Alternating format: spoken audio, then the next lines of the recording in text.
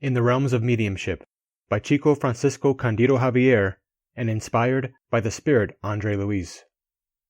Chapter 12, Clairvoyance and Clairaudience. I could see that the meeting was coming to an end. 2 highly profitable hours had flown by. Raul Silva looked at his watch and informed the group that it was time for the closing prayers.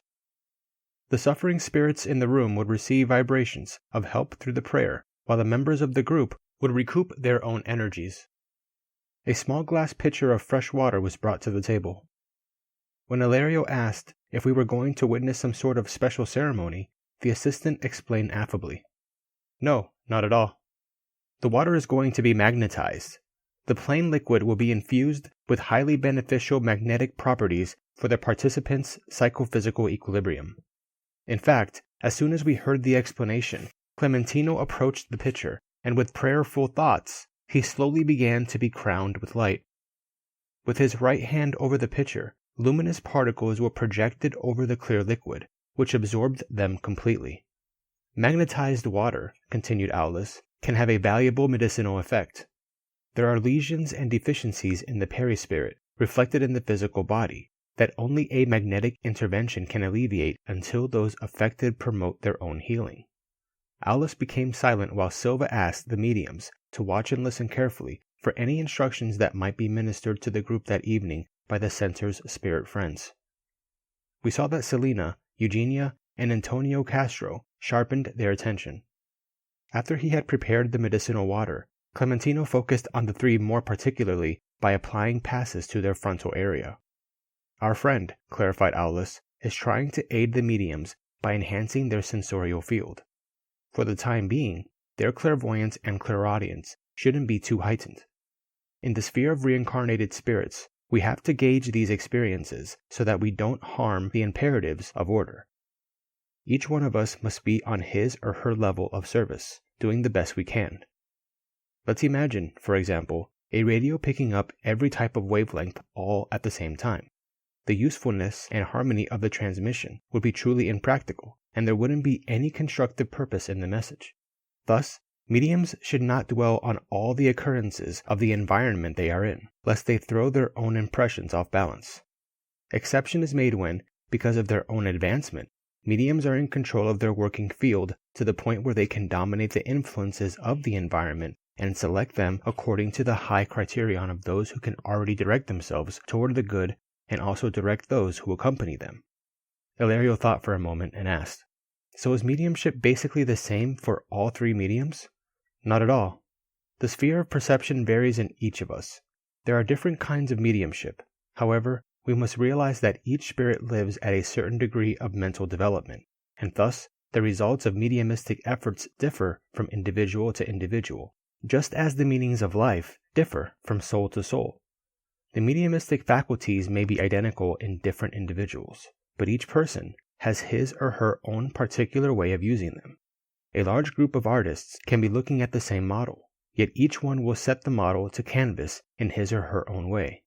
A lamp will emit a continuous lily-white light, but if this same light is projected through multiple filters, it will take on the color and potential of each one, even though the light is still the same light. Mediumship entails affinity and filtration. Each spirit lives amid the energies it is attuned to, transmitting them according to the concepts that characterize its way of being. Observing the care that Brother Clementino employed in preparing the mediums, Hilario asked further, Are clairvoyance and clairaudience localized solely in the eyes and ears of the incarnate individual? Aulis patted Hilario's head and pointed out, Hilario, I can see that you are just beginning your journey of higher understanding.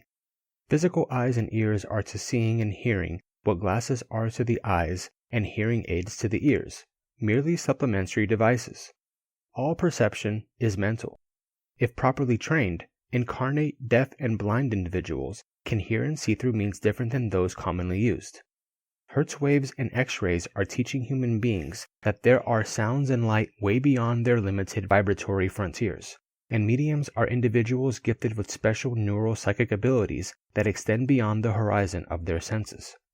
Hilario nodded that he had grasped the lesson so far, and continued respectfully. However, I would like to know if Donna Selena, for example, is seeing and hearing Brother Clementino solely through the perception proper on Earth. Yes, that is the case because of habit. Selena thinks she is hearing the spirit supervisor through her auditory channels, and she believes she is seeing him as if the photographic equipment of her eyes were functioning in connection with the center of her memory. However, this is a consequence of habit. Even in the area of common impressions, people may use their eyes and ears, but they actually see and hear with their brain. And in spite of the brain using the cells of the cortex to select the sounds it hears and to imprint the images it sees, it is actually the mind that does it. All the senses in the physiological realm belong to the soul, which fixes them in the physical body, according to the principles established for the evolution of spirits reincarnated on the earth. Smiling, he added, "You have proof of this when people are naturally out of body each night during sleep, seeing and hearing despite the inactivity of the eyes and ears, in what they call dream life." And lowering his voice, he added, "We are receptors of reduced capacity in the midst of the innumerable forms of energy flung at us by all the realms of the universe, capturing only a mere fraction of them. In sum, our mind is a limited spiritual dot developing in knowledge and love in the infinite and glorious spirituality of God." A few more instants went by. Let's focus our attention on prayer to prepare ourselves to serve the good. Clementina was speaking in a clear, slow voice, as if offering a single point for the convergence of our thoughts. Attentive to the purposes of our study, however, I saw the mediums more directly interested in this appeal. Donna Selena registered his words precisely, like a disciplined student. Donna Eugenia assimilated them intuitively, like a discerning learner. Antonio, however, didn't register them at all. With Aulus's permission, we began our analysis. I observed that, subtly tied to Clementino's fluidic wavelength, each of the three mediums sensed his presence in his or her own way. Donna Selena registered his smallest movements, like a student before a teacher. Donna Eugenia noted his proximity less clearly, as if she saw him imperfectly through a sheet of mist. And Antonio, although he could see him clearly, seemed to be aloof to the instructor's influence. For now, Selena's and Antonio's clairvoyant and clairaudient abilities are more extensive than Sister Eugenia's, Alex explained. All three are lightly subject to Clementino's magnetic command and can recognize his presence in analogous ways, because, in the circumstances in which they operate, they are acting like ordinary persons using their normal senses. But if the three of them were all under the supervisor's magnetic command, said Ilario, why is it that the two women have registered his invitation, whereas Antonio is visibly impervious to it? The center's mentor exerts only a gentle influence and avoids any stronger pressure that could cause a magnetization that would be harmful to our friends. Also, Antonio's mind has subtly begun to nourish different purposes. Unable to focus his attention on the higher spheres of the endeavor to be accomplished, at this point, he is no longer interested in Clementino's aims. He wants a meeting with his discarnate mother instead. He sees Clementino as someone who is just doing his job, but who is not concerned about listening to the person or being of real service because his emotions are focused on his domestic circle for now. Antonio's mental indifference is such that he isn't attuned to the current interests of the collective effort of the meeting. Evidently wanting to shed more light on the lesson within the framework of our earthly knowledge, he added, "He's like an antenna that has suddenly become non-responsive, refusing to tune into the wavelength that seeks it." Just then, we saw a likable fellow from our plane approach the circle of participants and speak to Selena discreetly. She heard his voice, but didn't turn around. However, she did respond to him in thought, in words that we could hear perfectly well. "We shall meet later." Aulus informed us, "It's our sister's discarnate husband. He has a loving request in mind. However, Selena is so disciplined that she can forego the comfort of hearing him so that she can contribute more surely to the success of tonight's meeting." Soon thereafter, we saw Antonio once again out of his body, this time supported by only the strong desire to leave the group.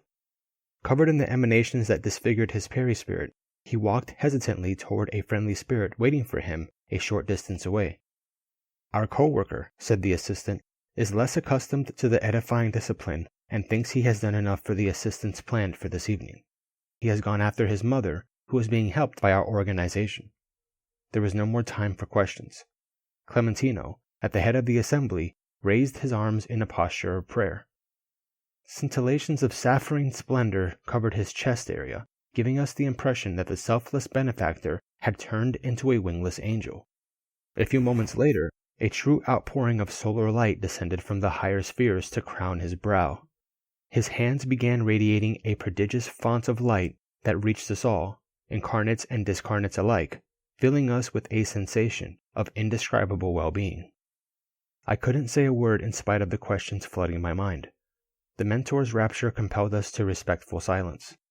Those minutes of vibrations without words represented a precious fountainhead of restorative energies to anyone who opened the gates of the spirit to them. That was what I could perceive by the reinvigoration of my own energies. Once the unforgettable procedure was over, Raoul asked for a few more moments of tranquility and expectation. The group was now to wait for the manifestation of any of the center's spirit guides who might bring a general instruction to close the meeting. Donna Selena asked permission to tell everyone that she had seen a crystalline stream in the room, and in whose waters many patients were bathing themselves. Donna Eugenia came next, stating that she had perceived a building filled with children singing hymns of praise to God. We were very surprised by such statements. We hadn't seen anything that would remotely remind us of a stream of healing waters or a pavilion for children. The room was too small to allow for such scenarios.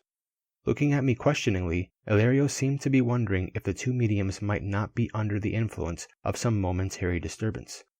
Aware of our surprise, Alice replied attentively. We must remember that both were connected to Clementino's magnetic wavelength, picking up the images that his mind suggested to them. They saw his thoughts relating to assisting the sick and a school that the institution plans to build in the near future to aid brothers and sisters. Ideas carefully crafted generate forms, infused with movement, sound, and color, perfectly perceptible to all those who are in tune with their wavelength. We mustn't forget that there are phenomena of clairvoyance and clairaudience that derive from the active observation of the mediums, identifying people, places, and things outside themselves, much like what happens in ordinary earthly perceptions. And then there are others who derive from the suggestions brought to them by the creative thoughts of discarnate and incarnate friends. These are stimuli that the mind of each medium translates according to his or her abilities, thus resulting in highly diverse interpretations. Ah, replied Ilario enthusiastically, that is what obsessors do when they create various hallucinatory impressions for their victims. Yes, exactly, confirmed the assistant. But let's forego any further considerations right now. The meeting is about to end.